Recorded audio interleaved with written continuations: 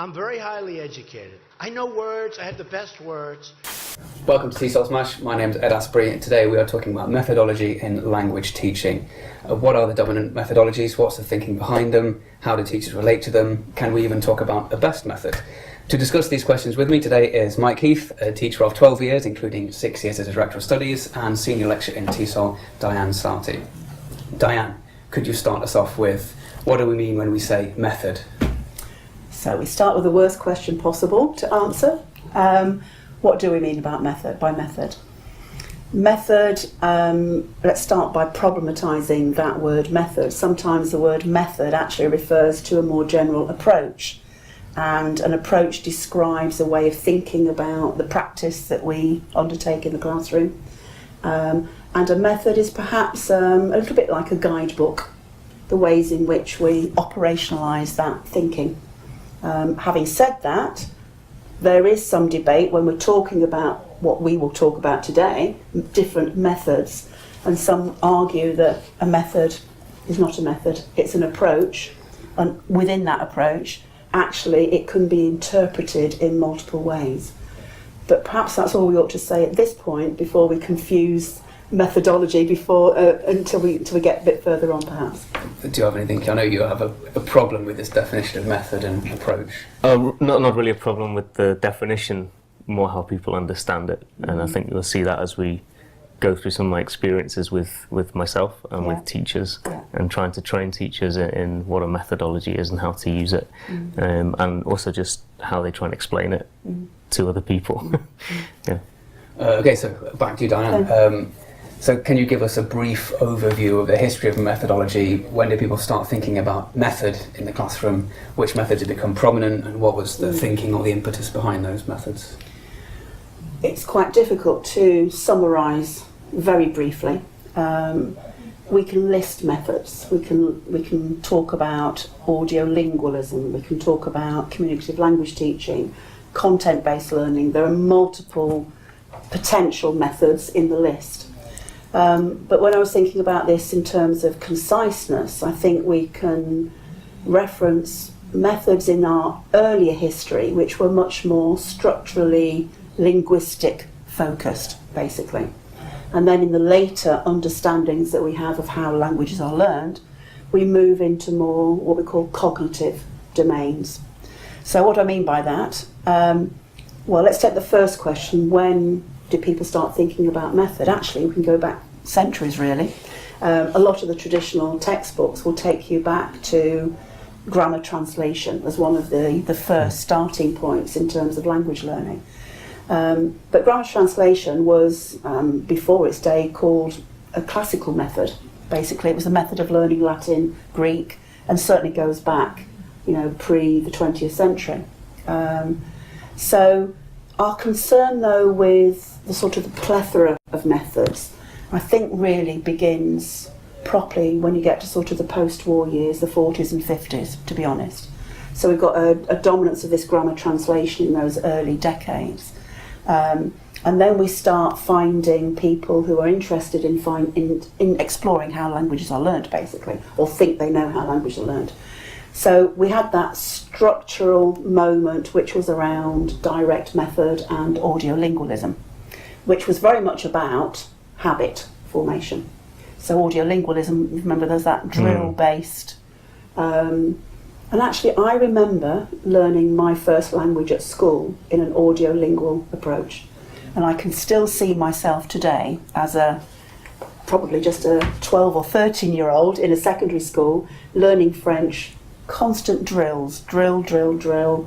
So and was there any theory behind that? Was there sort of some... This was this habit formation. So, I mean, people may have come across people like Skinner, for example, who was exploring this notion of habit formation and the fact that basically if you repeated sufficiently, then that behaviourist type approach would allow it to sink in. Were people doing experiments on this and trying to demonstrate that this was... Well, you've got the typical reference that people make to Pavlov's dog, etc., and Skinner's are looking at those issues.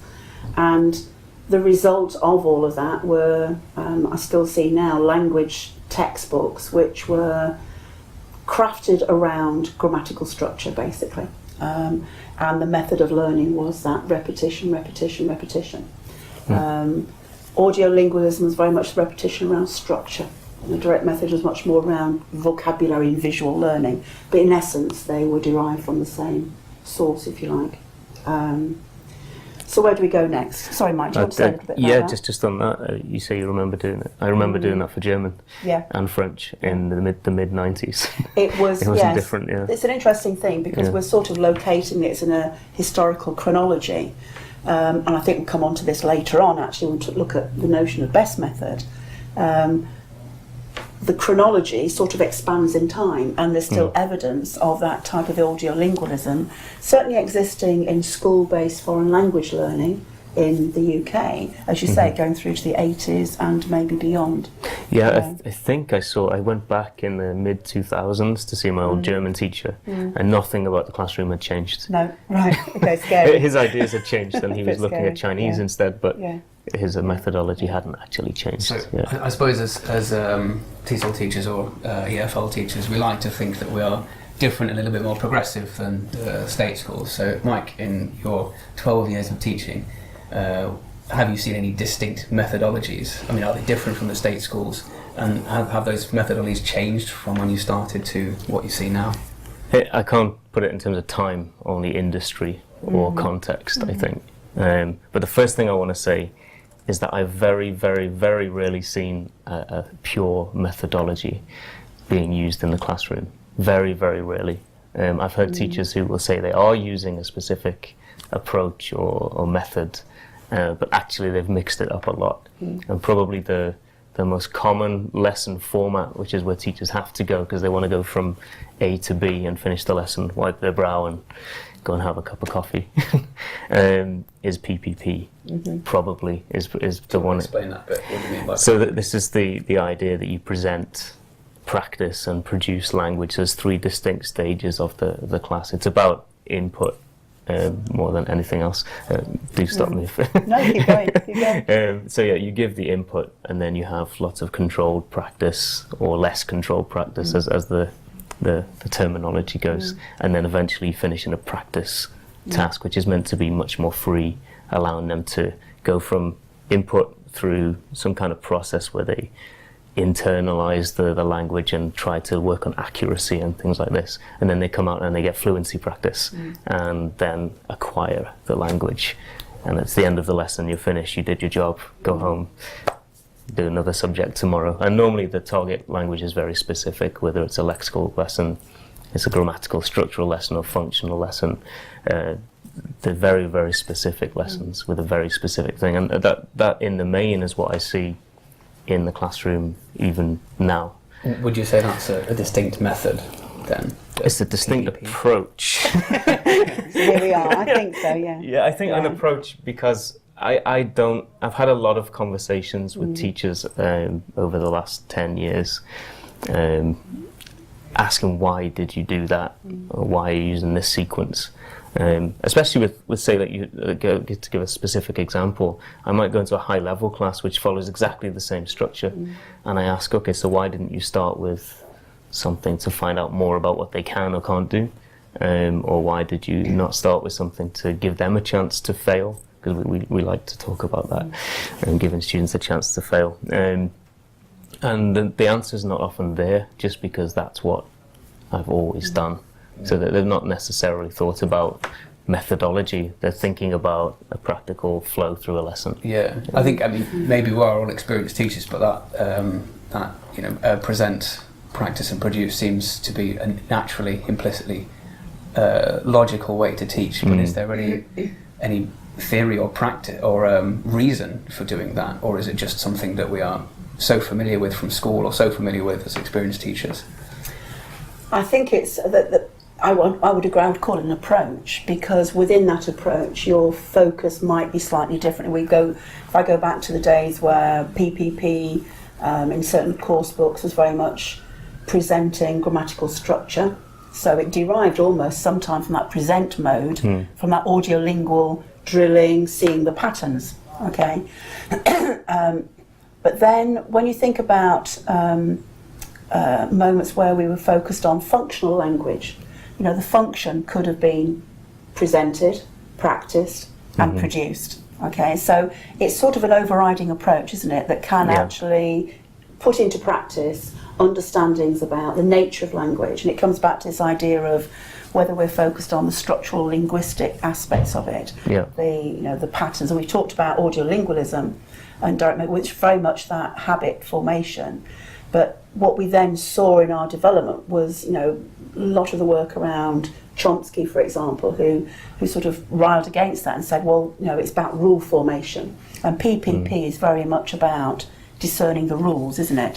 So it's not necessarily drill until it's in your head, but actually the patterns that were at the present mode stage were they to be discerned. So it was that notion of looking for rules which came out of that look, with people like Chomsky, sort of understanding language formation, if you like, or language learning in a very different way.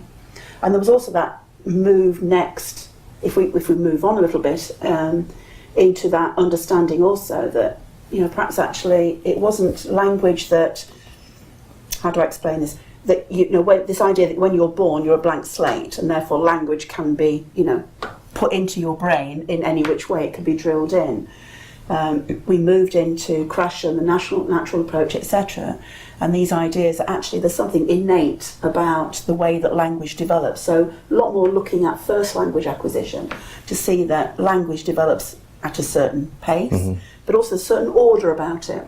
Now when you look at textbooks based on PPP, they're very sculpted in a particular order. You build this block, then you build that block, and then you build that block. So in a way our course books began to be informed by these understandings of not just language learning but also language acquisition. So that brought us into these phases where we might move next, which is more of this cognitive, this human, the human being is a different being to the next person happens to be sitting in the classroom. So it's not just habit formation in a universal group, but actually the beginnings of exploring how people actually do learn and acquire languages. And that has actually then informed or shaped both, I'm saying the approach, but actually one big driver in any of our current practice is the course book that is put into a teacher's hands. Well, I'm going to take that point on a little bit and jump ahead to maybe communicative language teaching. Because certainly from my experience teaching in Europe and teaching in the UK, this feels like a very, very dominant and influential approach, if not method. And obviously the course books seem to flow from that dominant approach. So first, if you, Diane, if you wouldn't mind explaining a little bit, basically what is the communicative language method or communicative language teaching approach? This was really a realisation of the move towards language use rather than just learning about language. So if we move from that structural concern of understanding that these blocks fit together in this particular way, communicative language teaching at its base is about what we call communicative competence. So the ability to actually learn to use English or French or German, whatever language it happens to be, and not necessarily methods that actually end up, the result is learning about, knowing what the structures are. And communicative language teaching came out of that look at how humans communicate, but also how language develops through that communicative process. So it's concerned with the end game, which is a communicative competence. And communicative competence we define in different ways. We have understanding of grammar, so we have a grammatical competence. We have an understanding of how to put the grammar into practice. How to speak in certain contexts. So we have a pragmatic type of competence. We have a strategic competence to know what to do in certain situations. And that was a concern with communicative language teaching. So how it shaped course books was to put communication at the centre. And of course it became a dominant theme for influencing many of us, I think, in our formative teacher development years. And as you rightly say, shaping so much of, dare I say, the business of the ELT course book, because it has become big business. I think there's some very basic misunderstandings about CLT from my experience, and that CLT seems to boil down to, not in reality, but in people's minds, to communication happens in my classroom. And so there's a lot of very proud people who have 90% student talk time, for instance, and very little teacher talk time, who are really happy with their lesson, or maybe aren't getting the outcomes from their students that they should be looking for, maybe. So I've certainly seen a lot of that in the classroom. Yeah. And conversely, the fact that, you know, we have seen community of language teaching spread, basically, beyond its roots, which actually we have to admit the roots are very much westernised roots of community of language teaching. You know, around the world, into places where actually it hasn't played out even those ways, that there isn't that communication in the classroom. Teachers struggle to put it into practice, thinking that's what I have to aim for, and actually never quite managing to get there because of the local contextual constraints or challenges. I suppose part of that, the driver or part of the tools of spreading this method or approach is the CELTA, the sort of basic 1 month course that probably, of all the qualifications, that's probably the most common qualification that people have out there. So how do you think that fits? If we look at the CELTA in terms of methodology or method or approaches, where does the CELTA sit, and does it have an explicit or implicit method inside its structural system? Well, I mean, it's a long time since I was involved in CELTA and Delta. In fact, I did Delta. I'd come through a slightly different route, but I do know of the CELTA because, I mean, and we're talking here about a particular qualification which is aimed at a particular group of developing teachers. I look at the university here, and quite a lot of undergraduates get to the end of their degree, want to go and work overseas, and what they will do is the CELTA or an equivalent of this short 1 month course. And basically it's there to equip them with basics to go into a classroom. The CELTA comes in for a lot of flack, I think, because of that. There is an implicit, in order to survive in these contexts, here is your basic toolkit.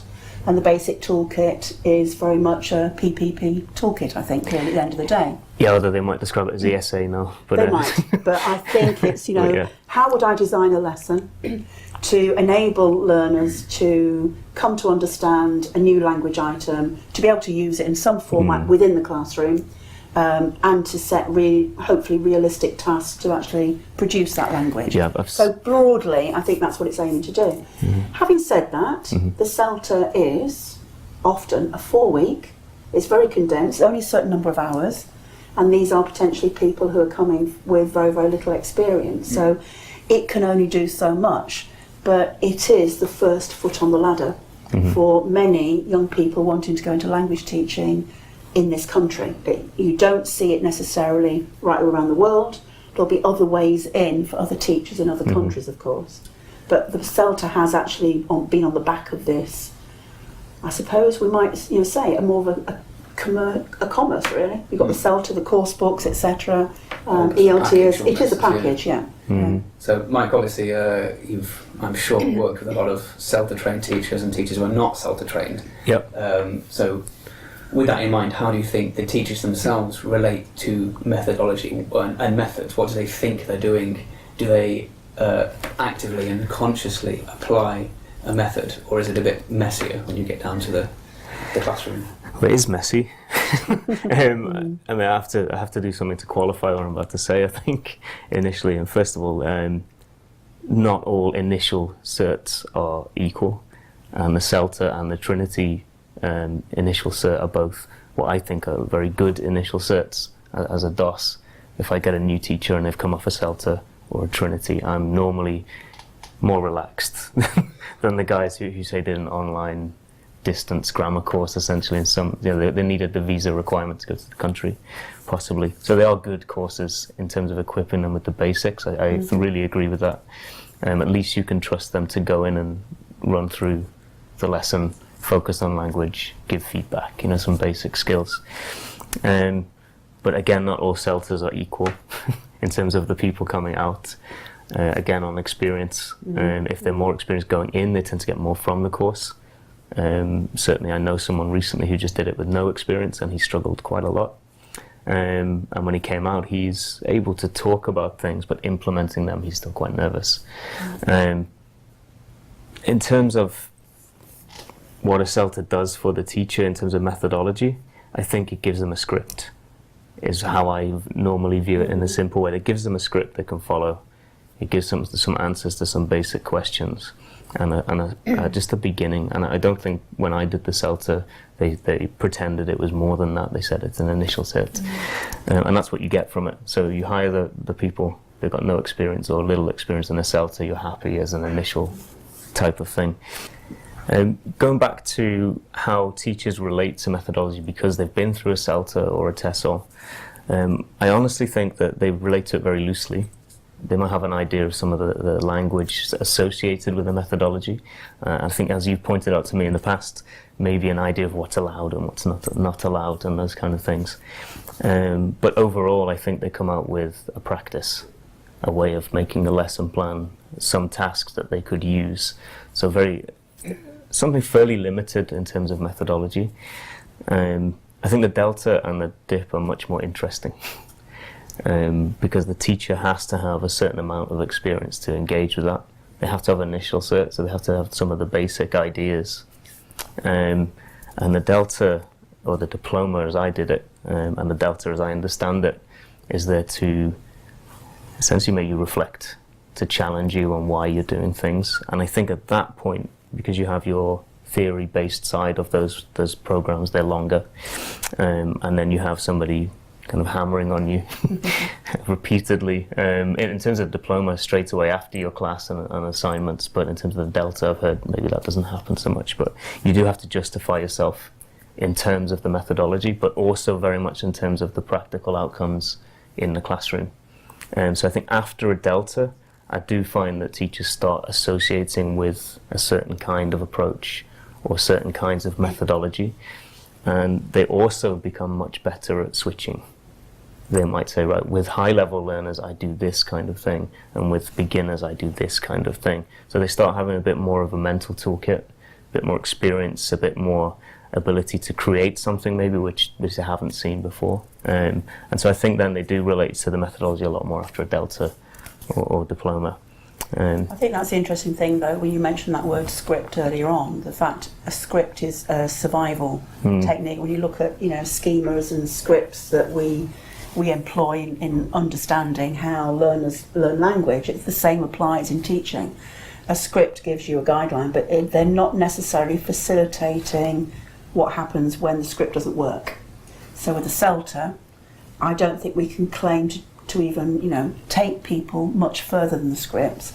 But there have been studies into what happens to teachers after CELTA.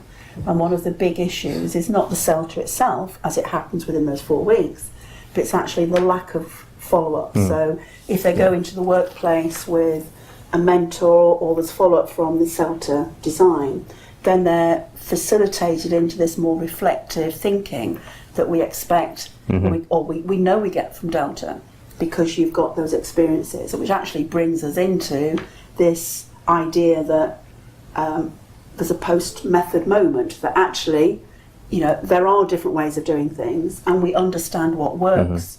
So we can then focus much more on what the teacher generates as knowledge rather than knowledge that's being given to the teacher. So, as I say, the CELTA gets a lot of flack, but I think people have tried redesigning and coming up with new things, and it may not be the fault of the CELTA itself. It is the bigger package and where they end up teaching. Well, I think the CELTA is part, as you said, part of a bigger system. I think part of a bigger movement, we could say. And I think part of that, it's never explicitly stated in the sort of CELTA, but I certainly felt there's a tacit ideology that you imbibe when you're on the CELTA, and part of that is a disapproval or a condescending attitude to the translation method, the direct method, the audiolingual method, and a lot of these sort of more old-fashioned techniques we can talk about. And certainly you come to see your approach, your communicative language teaching, or your CELTA approach, as fundamentally opposed to those older, old-fashioned traditional methods. But I mean, is that right? Are these methods fundamentally opposed, or can they be complementary, and can they be taught simultaneously even? Well, I think this does bring us to that notion that, you know, the experienced teacher has a voice, and it's not just simply a voice to describe what happens in your classroom, but actually to say this works in those contexts. So that in our sort of methodological journey, if you like, that brings us up to this moment when we have called it a post-method moment. Post-method sounds a bit strange as well, as if there's no method at all. There is method. It's not that we're throwing method out of the window, but the rationale for this post-method thinking, if we're looking at how it's shaped and influenced, is an understanding that teachers can actually, we describe it as theorising their own practice. It's not simply like the Celtic, here is the practice, off you go and apply it. But actually there's something generated from each classroom in each context. So it goes back to what we were saying before about the Celtic being, you know, deriving from a very Western location, directed at certain teachers, going actually often to work in certain places around the world, getting certain types of jobs. But then many other teachers in our professional field have not come through those routes, are also still trying to make communicative language teaching work as a one best method, finding it doesn't.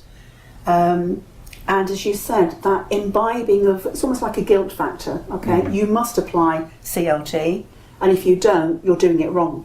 Exactly. Find another way of doing it. When actually their instinct and their knowledge of the local learners and context is guiding them to new ways of working, which are equally valid, and that's what we call this post-method moment, if you like. So, Mike, as you said, a lot of teachers, at the beginning you said sort of teachers want to get from A to B and then get out of the lesson, wipe their brows, and then run straight into another lesson. So in terms of this theorising your own practice, you know, how does that work when you're talking about professional development and in the actual business, you know, in the trenches, so to speak, at the coalface, and a number of other cliches. How does it work, this theorising practice? I think with difficulty, because I think you've just rightly pointed out a few constraints on what you can do with say reflective practice, for instance. So you want, ideally as a DOS, what I would have is a teacher who's very self-motivated, has access to outside sources of, say, you know, so books and other literature that they can draw on to get new ideas and information, is interested in peer observations, is interested in people coming to watch them and finding out certain answers to certain questions they have. All of those things, together with a really nicely structured program that hopefully the institution has put together, which allows access to materials, structure, feedback, you know, like professional observations and things, all together, so the teacher can go, oh, I've got this fantastic wealth of opportunity.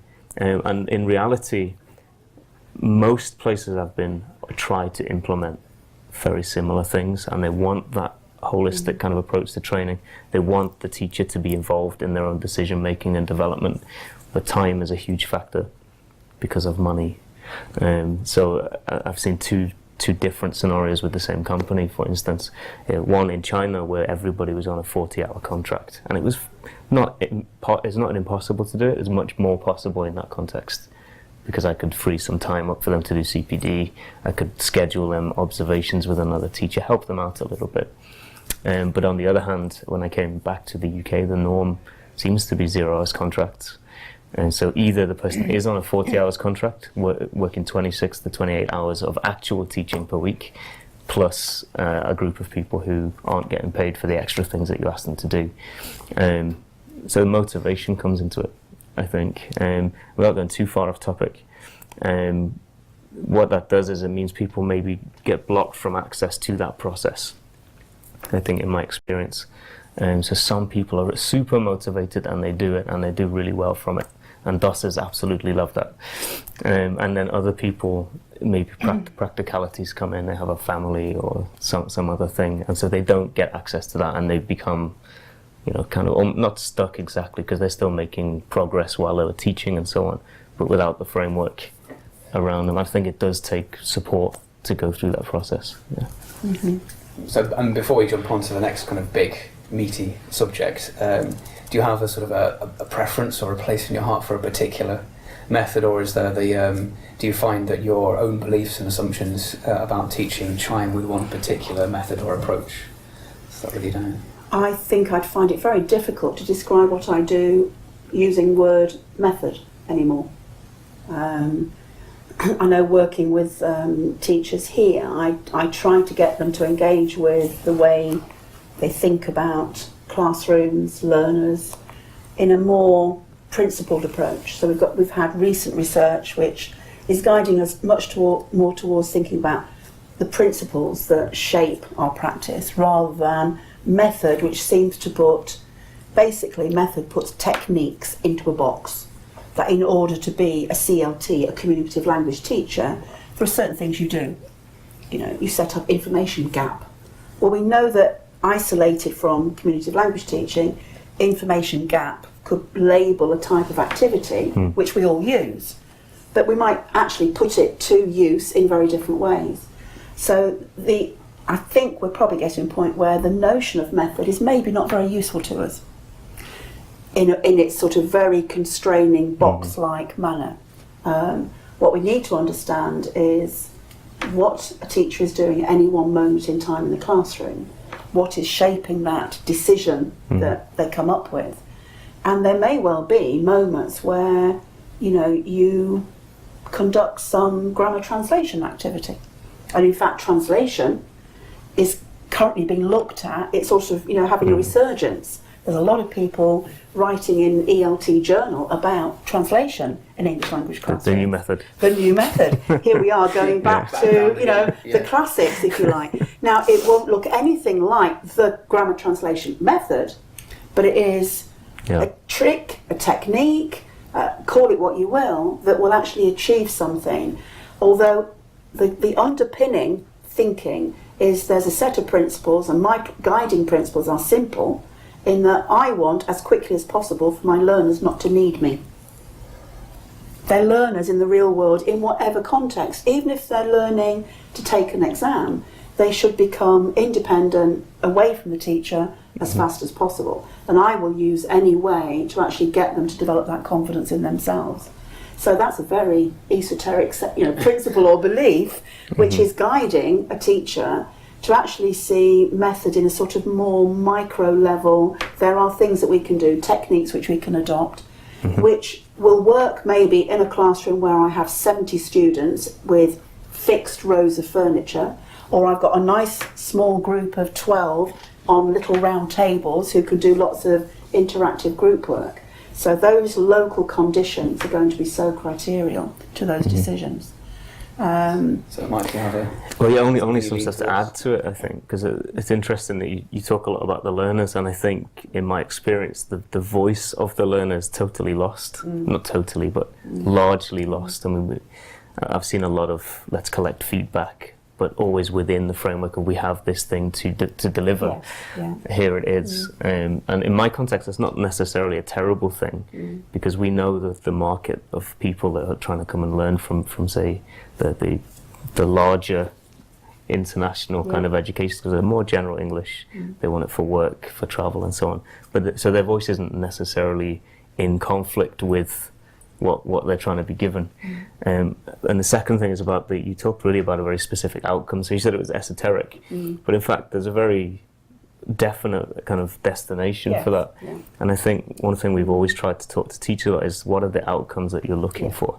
And whenever I talk to a teacher about, you know, why did you do that in the classroom, I try not to give that kind of disapproving face that we talked about. But I would ask them, well, how is that helping the learners get where you want them to be, and justify which methodology that they're using, or which task in that moment that they decided to do. So yeah, I think that's all I'd really add to it, that you've got to listen to your students in the class. And I think, just to pick up on what you're saying there, though, also, Mike, it's not just the learner, but being really sure that what you're doing is leading to the outcome. Very often in classrooms we have a general goal that we're aiming for, but if we design an activity in a particular way, are we actually sure that the learners in that group are using the language that we would aspire to? Are they applying strategies? Are they working collaboratively even, or is there a dominant person. I think that's the nature of critical teacher development. It's that approach to asking questions about yourself constantly. And you've never taught for too long to still continue to ask those questions. I think we're definitely getting on to the next sort of big element, and you mentioned it before about post methodology. So you said that doesn't mean there's no methodology. So can you articulate that a bit? What do we mean by post methodology?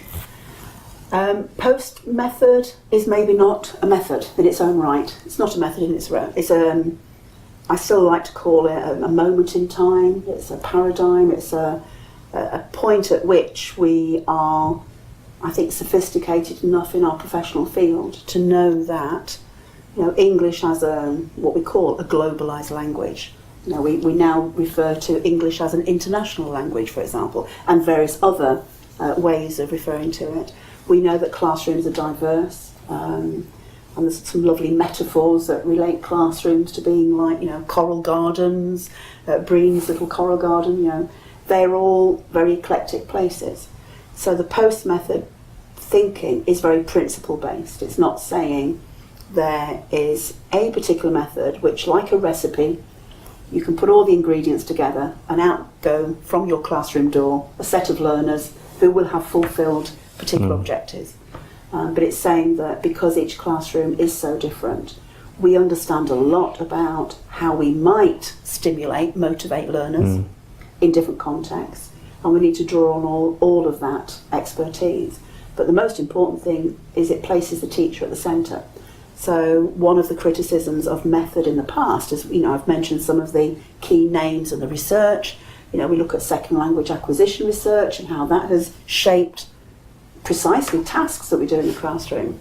But there has been a feeling that this has often come from the outside in. And a post method argument is actually putting the teacher in that centre a little bit more to say, well, actually, you've got a voice, you've got theory that you can generate from the outcomes that you yourself are producing in that context. And it has its criticisms. Because, one question is, okay, if we're in a post-method era, well, how do we train initial teachers on CELTA? Where do we start? That was going to be my question. How does this... it sounds... It's much more difficult to pin down what a teacher should do, I think, if we're in a post-methodology world.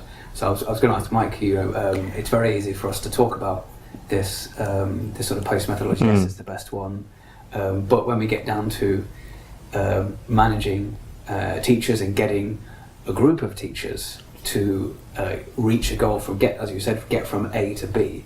This it sounds very difficult as a director of studies to say, well, you've got to kind of think what your context is, and when maybe the teachers want something more concrete, more direction in a sense. Yeah. So how would you say this is how do we teach teachers, or how do we train teachers? How do we develop teachers when we don't have methodology to reference to, let's say? I'm in a little bit danger here of becoming very rigid in my answer, I think, so I'll try not to. But it's just a leap of what am I, if I'm a DOS, if I'm a teacher trainer, what am I trying to equip the teacher with? That's the basic question. That's the same as when what am I trying to equip my students with in a language classroom, or my learners? And an interesting thing that's come up a few times in this conversation is the issue with the development or acquisition, which we haven't made that kind of dichotomy present here just explicitly, but I will now. Because if we talk about development of a learner, we know that we want them to go and keep developing language or keep developing skills, whatever it is.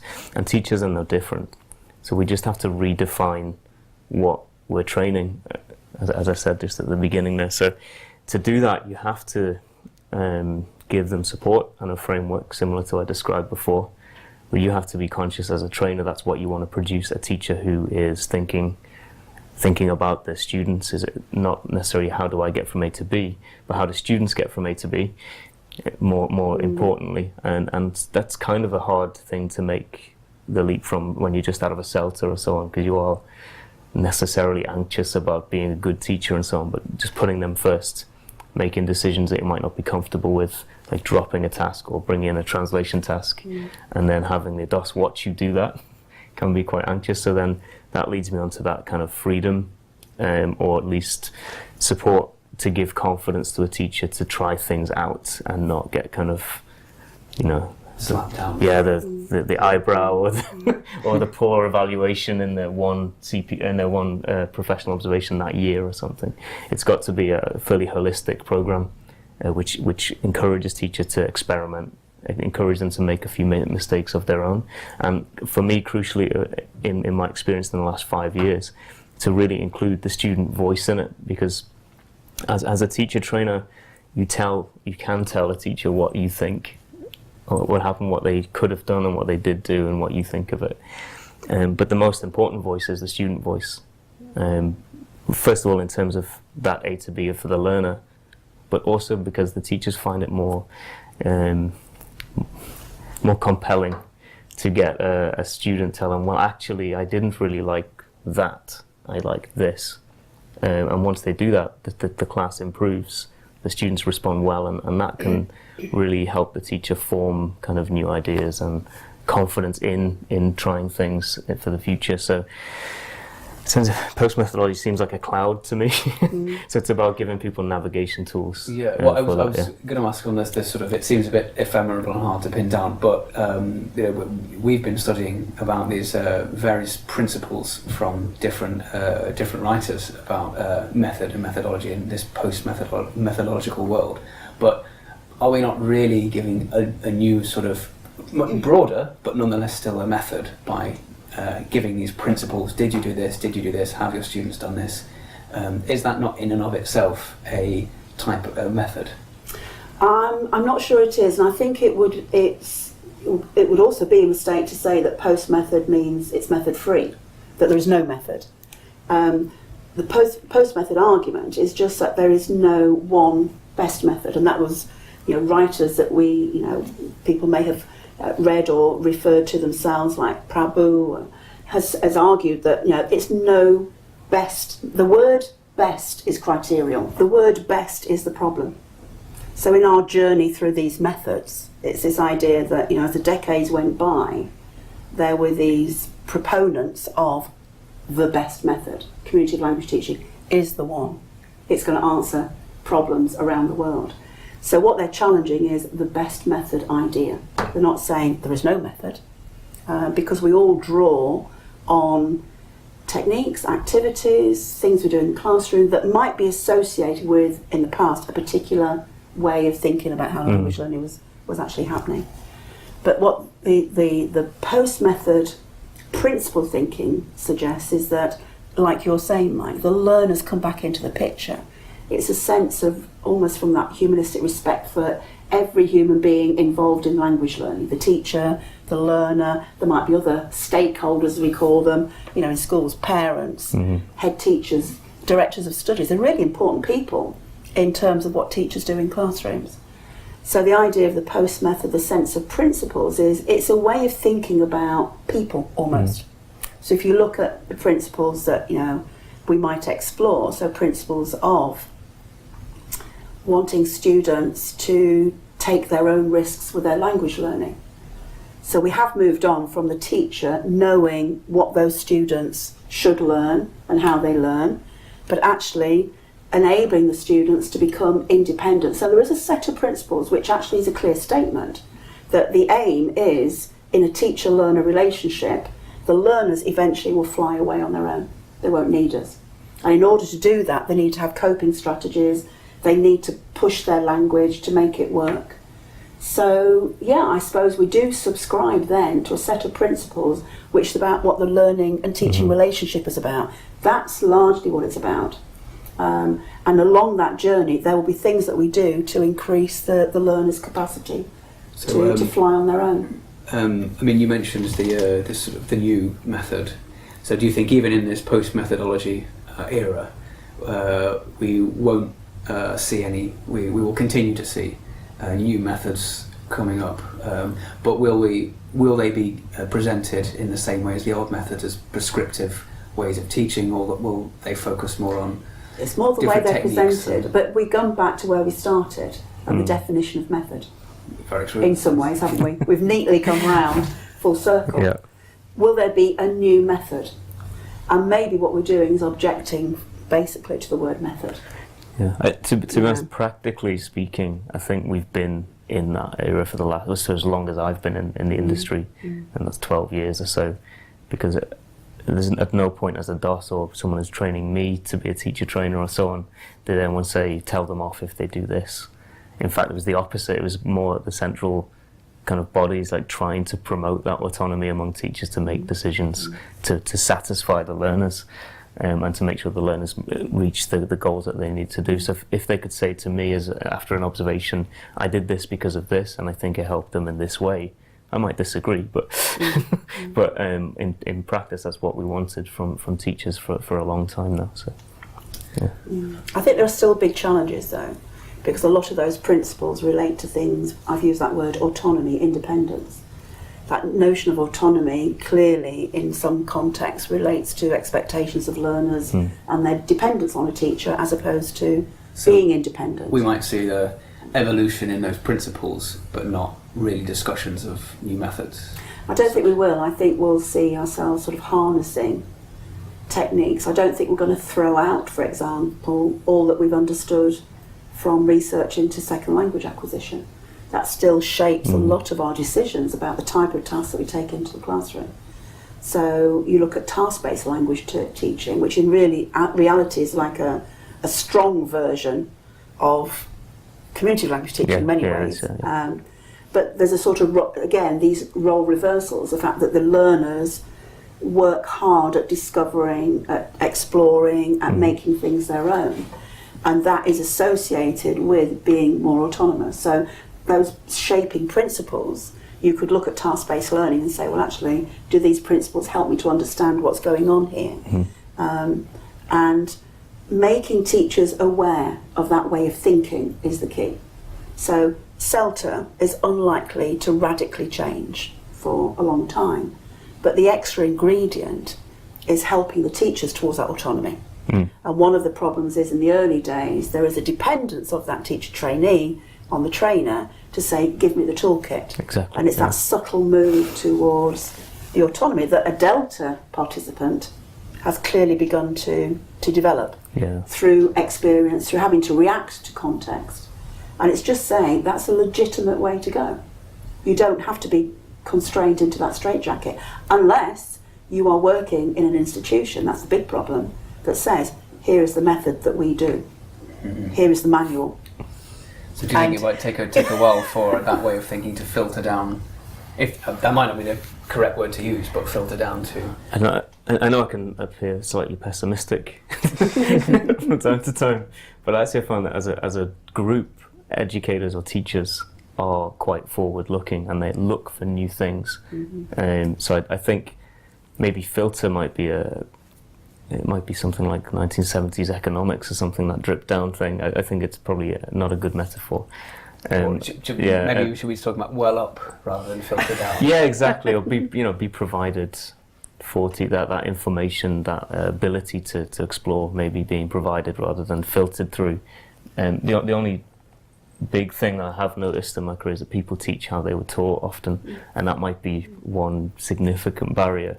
So for someone to really visualise what it might look like and do, but to have the confidence to do something like that is always been a bit of a barrier. But I think teachers as a group, they're really open. Yeah, and those shapers of what we do are very, very strong. I mean, we have a whole area of understanding about teachers. We refer to teachers' beliefs, their cognition.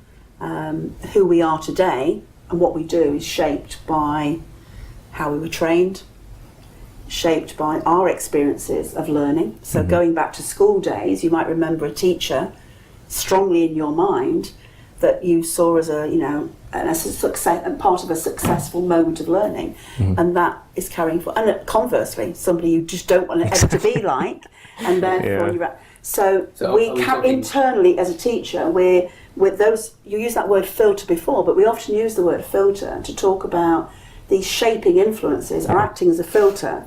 So whatever we hear, participate in on a training course, goes through that filter.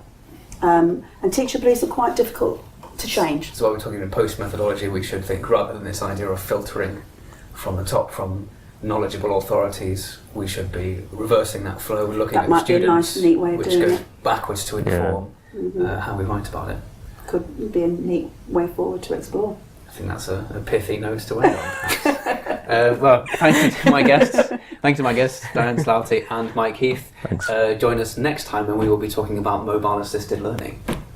Thank you very much. Thank you, Ed.